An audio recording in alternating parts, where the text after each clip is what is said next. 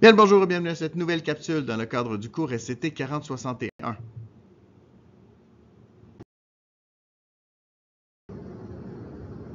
Aujourd'hui au programme, on parle des lois de Kirchhoff, qui vont être des lois aussi importantes que la loi d'Ohm.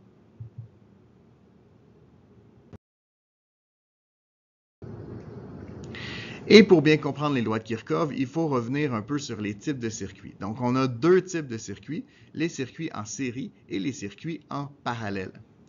Ce que vous remarquez, c'est qu'il va y avoir une très grande différence. Donc, ce qui est illustré est relativement réel, dans la mesure où les ampoules en série vont allumer beaucoup moins que les ampoules en parallèle. Et vous remarquez aussi que le courant débité par la pile est complètement différent. Donc, comment on va regarder ça?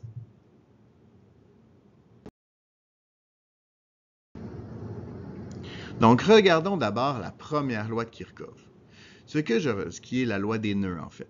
Ce que je regarde ici, c'est que dans la première situation, quand on a un circuit qui est dit en série, à ce moment-là, les charges qui circulent dans une composante ne peuvent pas circuler dans une seule composante. Elle va être obligée de passer par les trois composantes.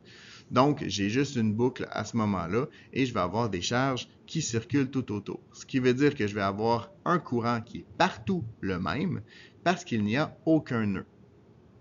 Par contre, si j'ai un nœud, ce qui est le cas dans un circuit en parallèle, à ce moment-là, ce que je sais, c'est que mon courant va se séparer au moment où est-ce qu'il va arriver justement au nœud. Et comme il se sépare, je sais que je n'aurai pas la même quantité d'ampères dans chaque point de mon circuit. Donc ici, ce qu'on voit, c'est comme le courant se sépare, je vais avoir des courants qui vont s'additionner pour trouver mon courant total. Dans ce cas-ci, mes trois résisteurs sont de la même valeur de résistance électrique, ce qui veut dire que je vais avoir la même quantité d'ampères, mais même dans certains cas, je vais avoir les 3 ampères ne seront pas toujours 3 ampères. Donc, autrement dit, dans chacune des branches de mon circuit en parallèle, je n'aurai pas la même quantité de courant.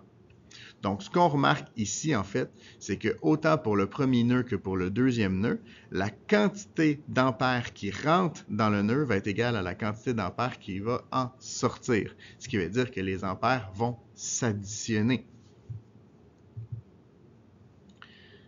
On dit donc que la somme des intensités des courants qui entrent dans un nœud est égale à la somme des intensités des courants qui en sortent. Et cette loi, c'est la première loi de Kirchhoff.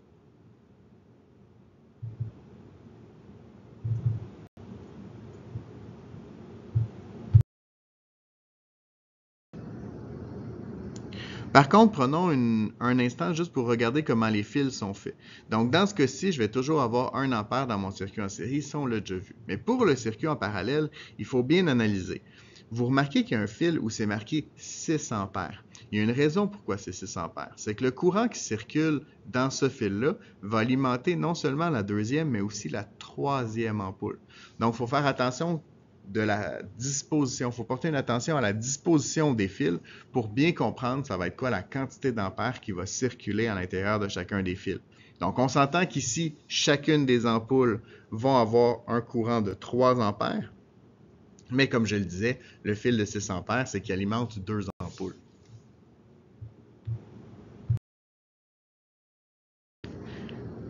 Passons maintenant à la deuxième loi de Kirchhoff, soit la loi des boucles.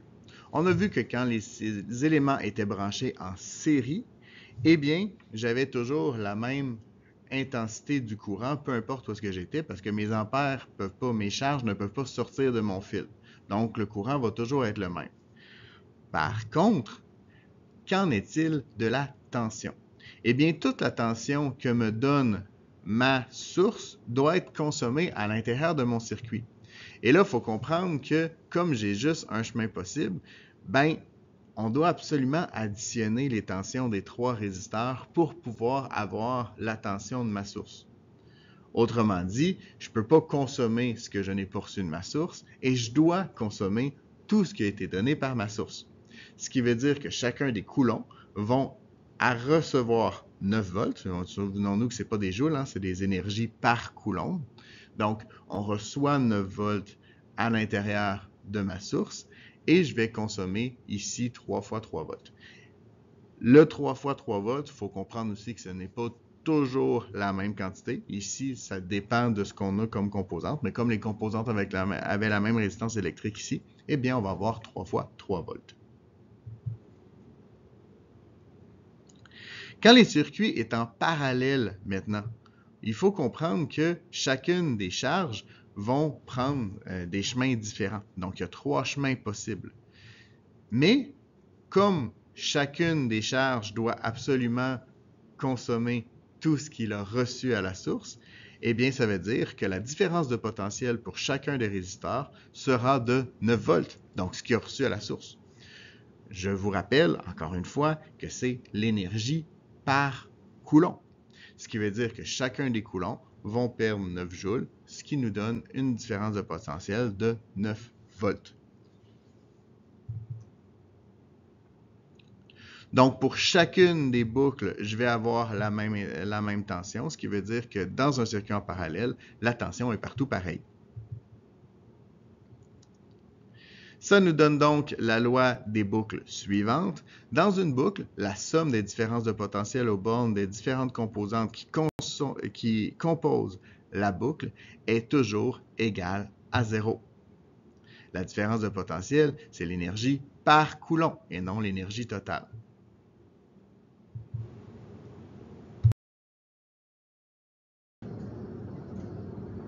Qu'en est-il maintenant de la résistance? Eh bien, pour calculer la résistance totale d'un circuit, on va passer par ce qu'on appelle des résistances équivalentes.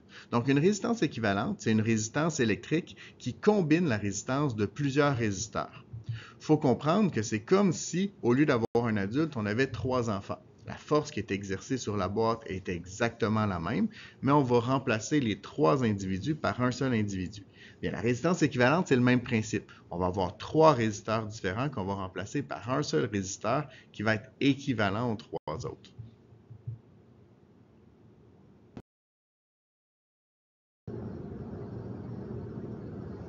Encore une fois, la situation en série et en parallèle va être complètement différente.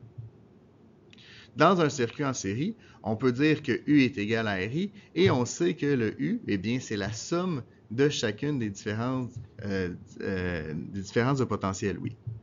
Donc, par substitution, on pourrait dire que R équivalent, c'est multiplié par l'intensité à la source, c'est égal à R1I1 plus R2I2. Mais on sait aussi que tous les I sont équivalents. Donc, on peut simplement diviser tout par I et ça va nous donner la formule suivante. R équivalent, c'est égal à R1 plus R2. Donc, dans un circuit en série, si on veut obtenir une résistance équivalente, on a simplement à additionner les résistances. Dans un circuit en parallèle, ça va être un poil plus compliqué. Donc, l'idée ici, c'est que l'intensité s'additionne. Donc, par substitution, on va obtenir la tension sur la résistance équivalente. Et comme les tensions sont partout pareilles, eh bien, on va obtenir la formule suivante. Pour obtenir une résistance équivalente, 1 sur R équivalent, c'est égal à 1 sur R1 plus 1 sur R2.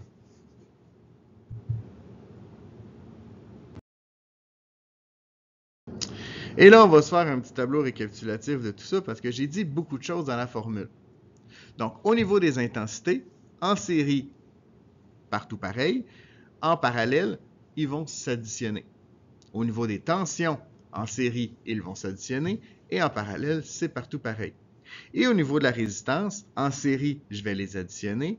Et en parallèle, eh bien, je vais avoir la formule un peu plus complexe. On va dire que 1 sur R équivalent, c'est égal à 1 sur R1 plus 1 sur R2.